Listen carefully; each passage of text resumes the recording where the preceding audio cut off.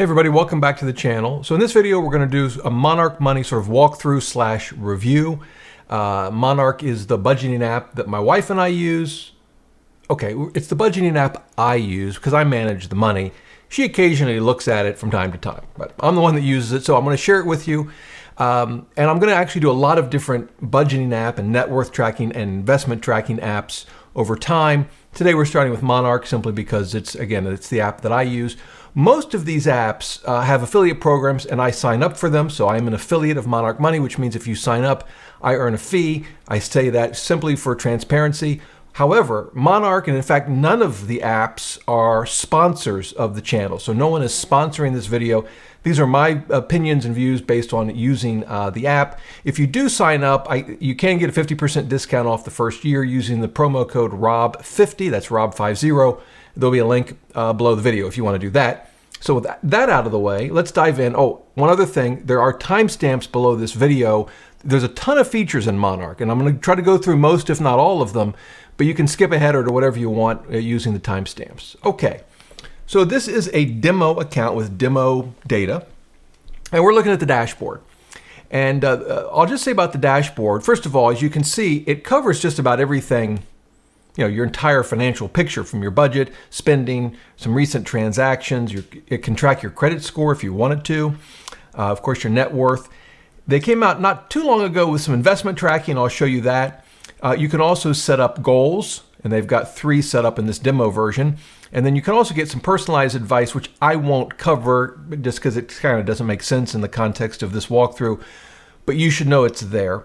The only other thing I'll say about the dashboard is you can customize what shows up. So for example, if we hit this customize button, you can just check or uncheck whatever you want. I actually had unchecked the getting started guide, which is what this is. So you can keep as few or as many widgets on the dashboard.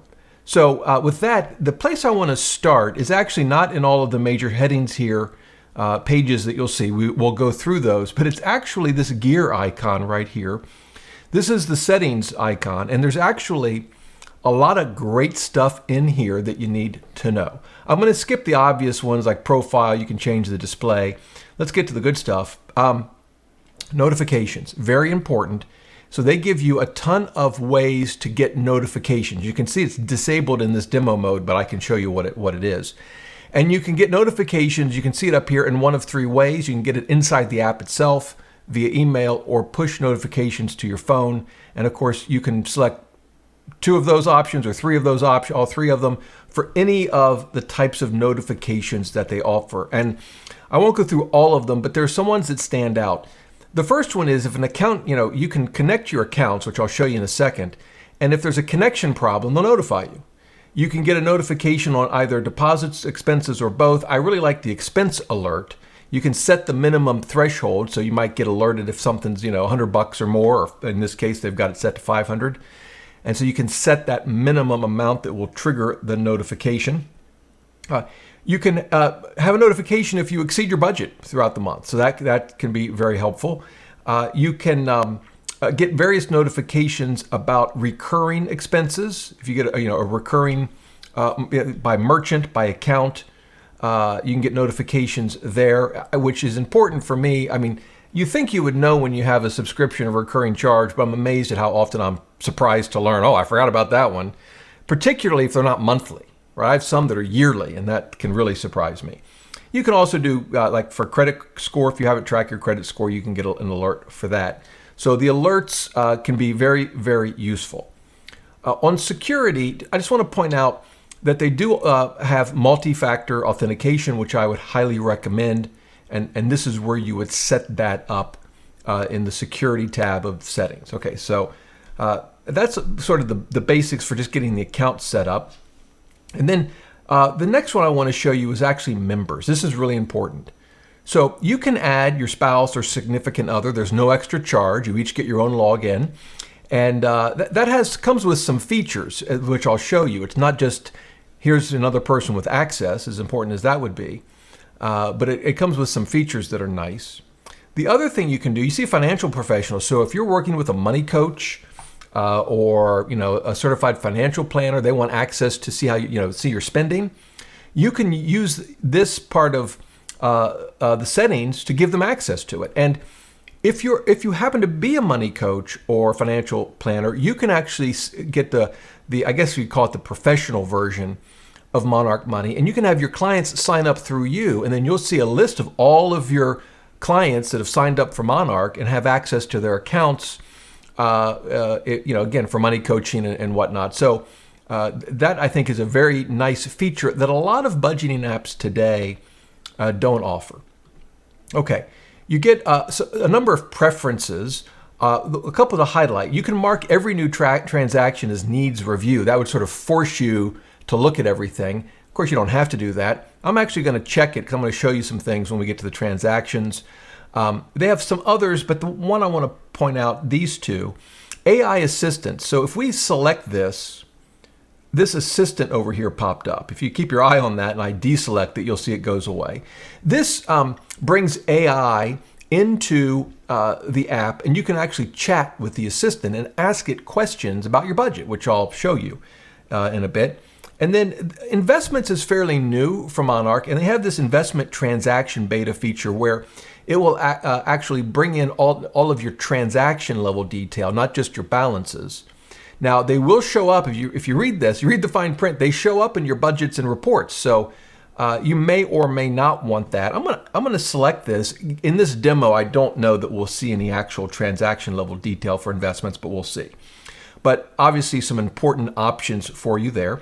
Next would be institutions. So all of the accounts that you've connected all in one place. You can edit them and delete them, for example, if you wanted to. We'll just pick one.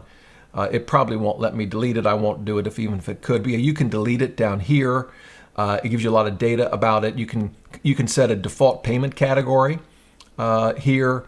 And then you have a lot of options. You can hide an entire account, for example. And often you'll hide transactions at the transaction level, either because it's a gift for your significant other, you don't want them to see it, or a lot of use cases would be it's a business expense at your work and you need to keep track of it, but you're going to get reimbursed and you don't want it to affect your cash flow or your budget. So you might hide it at the transaction level. I'll show you that. And so, in fact, you can see you can hide the transactions within this account, but you can actually do it at a transaction level, which I'll show you. And so there's sort of a lot of settings here at the account level that you can set up here. And this is, again, where you would do it. Categories. So this is interesting. A couple of things. So they have groups. So if you look here, the group is auto and transport. And then you can see the individual categories within this group, and you could add another one. If we click this, and you can, new category, whatever it might be, in the auto and transport group. And you can exclude a category from the budget, so there could be times you want to do that. Again, like a reimbursable business expense, right? So that's the first thing I want to show you. The second thing is that when we go to, in fact, let me show you here. This, in expenses, auto and transport's first, right, as a category, and then gifts is next. So if we go to the budget, you'll notice, we'll come back to this in a minute, but you'll notice, sure enough, auto, they're in the same order here, right, as we found them here. There's auto, gifts, housing. What if you wanted a different order? What if you said, yeah, I don't really want auto first, I want housing first? Well, here in the settings, you can grab this group and pull it right up and reorder them however you want. And then when you go back to the budget, hopefully this works in the demo account. Yeah, here's housing. It's first now. So that's something I didn't realize for a while. Just doing some research, stumbled upon that feature, which is kind of helpful because I'm kind of picky about which categories. I want the categories that I pay the most attention to at the top. So that's how you rearrange it. But again, you can create new groups, and within each group, you can create new categories here. Here's a list of merchants. I find this very handy. There's different ways to get to this information, but you can see the merchants listed here, and you can edit them. Sometimes I notice, in this demo, everything looks nice and clean, but sometimes merchants come through misspelled or with extra characters. And so, we could come in here and edit it, and we could change the name to whatever we wanted. I'll just mess up this demo. Why not? And the other thing I like is that you can look at all your transactions over a period of time. And so here they all are in this demo account. And so I think that's handy. So that's where you can do that here. And then rules. Rules help you categorize things automatically, as I like to say. The main way I create rules is to let Monarch create them for me when I make a change to a transaction. I'll show you that. But you can create them on your own. You can come in here. You can have all kinds of criteria, whether it's the name of the merchant, the amount, the categories, and you can use combinations of all of these. And then depending on what you want, you can have it hide the transaction if you want, or you can update the category or add a tag. It was just another way to sort of categorize spending. So you can have a certain expense. If you say a transfer to a certain bank account, you link it to a goal. And so you can do that. I'll show you goals. This doesn't work here in the demo, but if any goals you set up would be listed here. So a lot of different ways to create rules that just make using Monarch easier and faster. And so you'll find them here. Again, I'll show you how to do it in the transaction section. And then I alluded to tags. I like using tags for taxes. If this is a transaction I need to remember for taxes at the end of the year, you can tag it as a tax tag. I use it for connecting Monarch to Amazon. It'll download all the details of my Amazon purchases and automatically categorize those purchases for me. It's called Retail Sync, and I won't be able to show it to you in demo, but it's a really cool tool. You can see this icon right here. This is actually connected to my personal, well, I have to log in every now and again. You have to log back in, and it connects to in my case, the Amazon account. You can also connect it to a Target account. And rather than having all these transactions just show as shopping, it will actually get the description of the purchase, use AI on that description to categorize it, including splitting it across multiple categories if need be. It's a great feature, and it tags those transactions as it's called Retail Sync. So that way you can easily see all of the transactions that it created using either, again, the link to Amazon or Target. So you can use tags for a lot of different things. The data is important in part because this is where you can go to delete all your data if you want to. But this can just be helpful, particularly if you're having issues. But you can download your transactions, and so that's the data. It's important to know. Billing is just how you pay for your plan. They also have a referral program, so you can get some money and get. I mentioned that I've got a promo code for 50% off. Well, if you sign up, and you've got a friend that wants to sign up, you can give them your own referral code. They'll get 50% off too, and you get $30. At some point, I wonder if this was a bit more, but right now it's 30, so not a bad deal. Okay, so a lot of important stuff there, but that's all in settings. So what do we do when I first started using Monarch some time ago? Of course, you want to connect your accounts. And if we go to accounts, you can see they've already got a bunch of accounts connected. It shows your balance for all of them, and it gives you a summary of your assets and liabilities, both as totals and as percentages. If you want to add an account, you would do that up here. And their main connection is using Plaid. Plaid is an account aggregator, and you put in your login information for your bank or your credit card or your investment account. Now, if you have concerns about doing that, I interviewed someone from Plaid, and they walked through how all of this works. I will link to that interview below this video, so you can check that out if you want. The one thing I'll note is they use 3 different aggregators, depending on which financial institution you're with. They use Plaid, that's sort of their main aggregator, but they also use one called MX and another one called Finicity. And if I try to click this, it'll tell me it's a demo account, and I can't connect my accounts, but it's very easy to do. The other thing they have, and I'll show you here, they have a page called Connection Status, and it lists all of the connections they support and what the status is. It shows you their primary aggregator. Most of the time it's Plaid. And then backup aggregators, again, Finicity and MX, and connection success, and all of the sort of statuses here. And so you can search for your financial institution. And I'm just going to scroll down for a bit. It is massive. I mean, they support, I don't know, it's like 13,000. I forget the number. It's a lot. And I could just keep on scrolling because it keeps adding more at the bottom. But I'm not going to do that. We're only in the B's right now. So, they support a ton. All right. Once you get your accounts connected, in my experience, it depends on your financial institution, but mine have gone back like 3 months or more in data, which is wonderful. And I'll show you why when we get to the budgeting.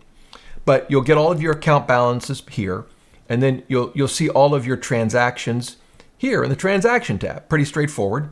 One of the things I like about this is that if I want to change a category, so we've got Walmart and it's grocery. So let's say, I don't know, all I have to do to change it is click this drop down and I see all of my categories.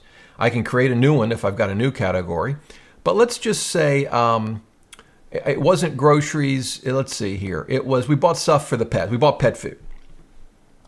So if I change it, you'll see up here it says create a new rule. And I'm going to go here and it will, if I want it to, create a rule that says, if it comes in from Walmart, it's going to be automatically categorized as pets. I probably wouldn't do that for Walmart because you buy all kinds of things there, but you could. And you'll notice down here, it says apply 28 changes to existing transactions. Let's just mess up this demo account and see if I can do that. All right. So now all of my Walmart, let's see if I've got any more. It didn't. Oh, I know why it didn't. Hang on. So I noticed down here, here's a Walmart. Still says shopping. So let's try that again. I think this is because it's the demo account. I'll be honest. We'll see if it'll allow me to do it. I'm going to create a rule. Normally what will happen, we need merchant name. So let's say it contains Walmart. Whoops. If I could type. Is that how Walmart is spelled? It's not like a space in there, is it? Well, we'll find out. I'm going to apply this. Let's see if I can get this to work. If it doesn't, it's just because it's the demo account. Trust me, I've done this on my own many times and it works. Yeah, it did. Here's Walmart. So I've just started to really foul up their demo account, which I think is fun. So now Walmart is pets. So you notice it was very easy to do, to create that rule. And in fact, if we go back to settings and we go to rules, we should see that rule. Yeah, here it is. If merchant name contains Walmart, we recategorize it to pets. And if I wanted to delete that, I could, but very straightforward. So that's transactions. Now, I mentioned this sync with Amazon and Target. The only thing I'll point out, you won't see it here, but let's just imagine this Walmart was really an Amazon transaction. You can get the details by clicking this little, I guess, greater than sign. And what you would see is a description here of the actual purchase. It would show you, it would describe what you bought and give you a URL to either Target, if it's a Target transaction, or Amazon, so that you could easily go to either and see the transaction. It would, of course, categorize it however it did, and it uses AI to do that. There's actually would be a link right here where you could open up the AI and it would sort of describe for you why it categorized it the way it did. It's pretty fun to kind of watch, but after once or twice, I kind of, ignore it now. And I have to tell you, it's right 99% of the time. It's amazing how accurate it is. But there are other things you can do here. You can split the transaction, which is important in some cases, and you can add more splits, and there you go, pretty straightforward. You can link it to a goal. And I'll show you goals again, because this is a demo, you don't see any. But if it's related to a spending goal or some kind of goal, of course, you can add notes, you can add tags. We looked at those. And you can attach documents. If I'm not going to attach anything, but you could attach documents, like maybe a receipt. Honestly, I don't use this feature, but I could see how it could be handy. So you can do a lot there. You can hide the transaction right here. Little eyeball, and now it's hidden. And you may not have seen it, but it disappeared over here. In fact, watch over here, and I'll bring it back in. There it goes. So a lot you can do here, and you can edit the merchant details. You can mark this merchant as recurring. So if we go to, let's see here. I thought I saw Netflix. Did I make that up? Here's Netflix. Oh, that's right, because we changed the name of it. So I could come up here. And first of all, I could edit the merchant details, and I could get rid of this nonsense that I typed in earlier. So you'll notice already we can do the same thing in different ways, which I find extremely useful, and it makes things easy. And then I can come here and I can say, let's mark this merchant. This is going to be every month. So we're going to mark it as recurring, and it brings up the recurring, I guess, dialog box. So I've marked it as recurring. I can select the frequency, so we'll say every month. It's an expense. Sometimes you might have income, right? There's the amount. I guess I could change it, and I could save it. And it's really that simple. And then you see here it's recurring. I hover over it, it tells you it's recurring every month. So I think this is great. And then I mentioned that couples can use this, right? Your significant other, your spouse. What you can do is assign this, like if it's an expense that your spouse made and you don't want to sort of approve it, if you will. This one's already been reviewed. It's been marked as reviewed. Let's unmark it there, or I just marked it as reviewed. So let's unmark it. So let's imagine I didn't sign up for Netflix. My spouse did, and I want to make sure it's a legitimate charge. I can assign it to them. They, of course, their name would probably not be household member, but, oh, and I realize I better take myself off the screen because we're getting towards the bottom. I want you to be able to see everything. Whatever your significant other's name is, they've signed up, and it will alert them, hey, you need to review this, so they can come in, yeah, it's Netflix, and then they can mark it as reviewed. So there you go. I think a lot of great and easy to use features in the transaction level. You can filter a ton of different ways. You can filter by category, by merchant, by your account, like how much did I spend on a certain credit card? Let's see, the Apple card. I can put that in here and I can apply. I guess there are none. That's fine. You notice a little orange dot tells me the filter is on. I can clear the filter, brings it back. So a lot of different ways. Let's see if we can find one. Let's see, is there any home improvement? Oh yeah, we've got a lot of home improvement. So very straightforward, and we'll clear this. So, and of course you can search for transactions. You can look at different dates. Let's go to the last 30 days. There might not be much of anything. Oh no, yeah there is. Okay, good. So they must update this demo account. Anyway, we'll clear that. So very easy to use. So that's transactions. Now I want to skip the cash flow and reports for a second and go to budget because it's related obviously to transactions. You don't have to create a budget. So I don't create a budget with mine. I'm going to put myself back up there. Kind of. We'll see how we do. I use Monarch as an expense tracker. I don't actually put in dollar amounts for a budget. But if you want to, it's very easy to do. And I want to just show you a couple of things if you're going to do that. The first is, if you click in any of these boxes, watch what happens.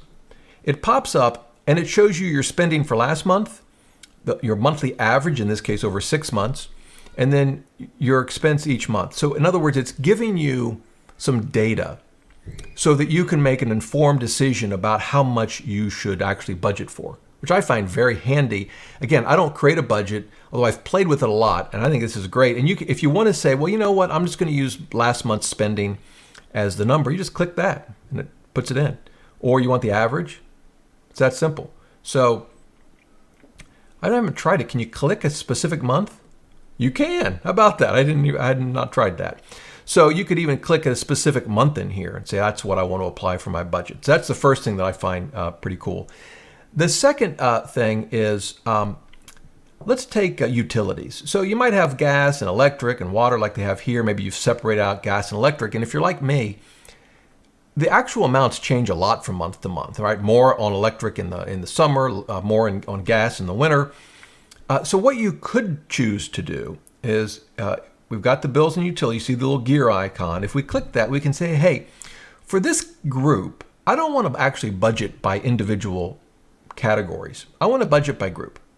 If you do that, and we'll save it, these individual budgets go away, and you've still got the total. And if we click in here, it works just like I showed you a moment ago, where you can select any of these or any of these, but you're budgeting at a group level rather than these individual category levels. And I find that to be, it seems to me, a very unique and useful feature if you want to use it. So I point that out. The other thing I want to show you, in settings here, I've been showing you categories by budget, right? By budget category. You can also do what they call as a flex budget. If you select that, and you notice here they recommend this, but I think it's just personal preference. Those groups that we saw are replaced by the group called fixed expenses, flexible expenses, and non-monthly. And so everything gets grouped this way. And a lot of people like this. So the fixed expenses, right now there's 15 unbudgeted. So you can see this. You can hide the unbudgeted categories. But if you click it, it shows them all to you. So obviously you're going to have a mortgage payment if you own a house. So let's just put in $2,500, and now it shows up. We can do childcare, put in here. I'm just going to throw in numbers. I know that's not very realistic. So now if you collapse it, now we've got 3 there. So again, you can hide the unbudgeted categories or not. It's up to you. But very useful. And I think a lot of folks find it helpful, rather than having a lot of different groups, to just have these 3. Fixed, flexible, and non-monthly. You can modify any category, right? So let me just show you what I did again. I just hovered over it. This little gear icon appears. I click it, and here we go. You can see it's in the fixed, but I can move it if I want flexible. This, by the way, just indicates if I want any leftover money in the current month to roll over to the next. But I can save it, and it moved the mortgage out of fixed, and it should be down here in flexible somewhere. Yeah, it's right here. So you can move the categories around. I find that, I just really like the way they've implemented both the transactions and the budgeting. I think it's great. We'll come to goals in a minute, but I want to show you here, when you create a goal that you're going to save something, say for retirement, a certain amount, or for emergencies or a down payment on the house, it automatically adds those to your budget. So these weren't actually typed in. They actually come from the goals they set right up here. We'll come back to goals in a minute. All right, let's go to cash flow. Cash flow is pretty much what it sounds like. It's where's my cash going? And they give you a couple of different ways to look at it. We're looking at a bar chart, and this is yearly. We could go to monthly, right? And you could hover. It'll give you data on each one. And this is a bar chart. You can go to a Sankey diagram, and you get this fancy thing. People love this. I confess, when I look at this, I get a little bit overwhelmed. But here it is, and you can click on one, and it takes you to details, right? So I think the cash flow, though, can be great to understand where your money is going. And again, you can look at it monthly, quarterly, or yearly. And then reports, basically, you see the same kind of thing. This is basically what we were just looking at, cash flow report, right? But you also can focus in on just spending here. And it's, I think, pretty standard, but I think it's very useful to figure out where your money's going. I use this a lot in our budgeting. And you see transactions. And by the way, you've got the same functionality. I can click, and I've got the same thing we looked at when we were looking at the transaction report. So I like the way they've integrated all of this, and then of course you can also look at income, and so I use this a lot. I think it's, again, very easy to use. You have different ways you can view the data. I think with this demo, I had problems getting this chart to work. Let's see if it'll come back up, but it works in a non-demo because I've used it, so not a problem. All right. So now we talked about recurring, but they have a separate tab for it where you can see all your recurring payments. I have a lot more than 4, so I'm kind of jealous of this demo account. But in any event, you can interact with these kind of the same way that I showed you. You can add recurring income. You can edit. This is for a mortgage. You can edit the account details. You can mark it as not recurring if this is a mistake. The other thing that it will do, and this actually is monthly, but I think if we go to all recurring, it's still the same thing. It will automatically detect if Monarch thinks an expense is recurring, and you'll see an orange button similar to this that says, hey, review these, 7 transactions. And you can go through them very quickly. Oh yeah, that's a recurring. No, that one's not. And so I can't think of the last time I've manually entered a recurring a transaction is recurring. Again, as I showed you in the transaction detail, very easy to do, but it catches them for me. And I just review those, when it comes up more often than I'd like to admit, I have to be honest, but we have too many recurring expenses. Anyway, that's for another video. All right. So I mentioned goals briefly. And if I'll just click to add a goal to see, you can see your options for saving a lot of different goals. And then of course, paying down debt. You can set multiple goals. Like you could have multiple car goals. I think the only goal you can't have more than one of is a retirement goal. That kind of makes sense. And we'll look at some that they've already set up. The retirement goal, you can put in here your pre-paycheck contributions, right? So in other words, like a 401k that's coming out of your paycheck, and then post-paycheck contributions. And you might say, well, why did they, what difference does it make? I mean, it's all going to retirement. Well, I'll show you. So I just changed the post-paycheck contribution to $1,500. The pre-paycheck contribution is still $1,000. Now, sometimes this doesn't update in the demo account. Let's just see. Yeah, it did. So here's the retirement goal, and you notice it changed to $1,500, but it didn't include the pre-paycheck, right? Because you're not really budgeting for that. It comes out of your paycheck before you even get the money. And so I think that's the idea behind a pre-paycheck contribution and a post-paycheck contribution. That, I believe, is unique just to the retirement goal. And then you can set a target amount, whatever that might be. And then, of course, you've linked these accounts to your goals. And so it includes this amount in terms of your progress. So you'd link your IRAs, your 401ks. If we open one of these up, so yeah, remember I checked that box for any transaction level details. They don't have that here. But you can edit an account, and let's just see if it'll show me. Yeah, I was looking for an indication that it was attached to this goal, but I might be able to do it here. Let me just see. And it might be because it's a demo account, but you can detach an account from a goal or add it to a goal. And I thought you could do it here, update balance, but I guess not. And I don't know if this is simply because it is a demo account. It's a subtype 401k, that's correct. So I'll have to look at that, and I'll leave a note below the video. Yeah, I'll leave a note below the video on how to do that. I'll have to go back into my own account to make sure I've got it right. You'll notice, by the way, that this particular, it's different. We were looking at the IRA earlier. This one does show you the holdings. So you get to see your holdings. We'll actually look at investments in just a second, but you can see that here, and it shows your performance over time. It shows you the number of shares you have and the type, whether it's a stock, ETF, fixed income, or mutual fund. So that's pretty much how goals work. You can prioritize them. And if we go here, edit accounts, maybe this is actually where you do it. Yeah, okay, here it is. There's so many features, sometimes I lose track of where you go. So in retirement, if we edit accounts, this is where I select which accounts are associated with the goal. So obviously for retirement, you could associate a house if you're going to use the money for retirement, I suppose, right? Let's do it. Why not? It's just a demo account. And look, by adding the house, we've met our goal. Good, we can retire. It's magic. All right, so that's goals. I think very useful. For us, I use things like Boldin and Prelana for retirement planning. Obviously, a very different level kind of tool. But this could be a great way, just to keep an eye on your goal and how you're making progress. So I think this could be a great way to track any number of goals. All right, I mentioned investments, a fairly recent addition. It does a great job of showing balances, holdings. It'll show you your performance, and it can compare it to different metrics.